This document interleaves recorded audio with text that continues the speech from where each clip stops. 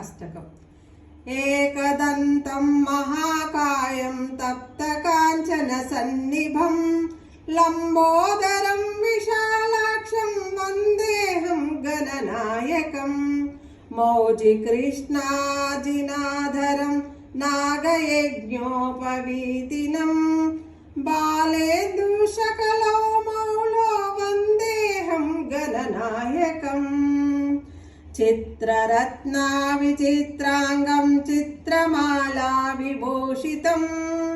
कामरूपं धरन्देहं वन्देऽहं गणनायकम् गजावक्त्रं शूरश्रेष्ठ कर्णचामरभूषितं पाशाङ्कुशं धरन्देहं वन्देऽहं गणनायकम् मूषिकोत्तममारुह्य देवासुरमहाहवे योधुकामं महावीरं वन्देऽहं गणनायकम् यक्षकिन्नरगन्धर्व सिद्धविद्याधरैस्तदा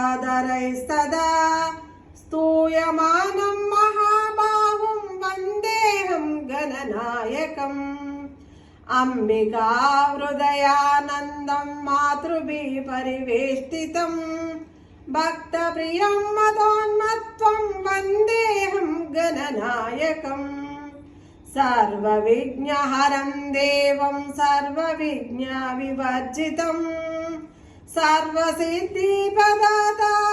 वन्देऽहं गणनायकम् गणाष्टकमिदं पुण्यं या पठेत् सततं नरः सिद्ध्यन्ति सर्व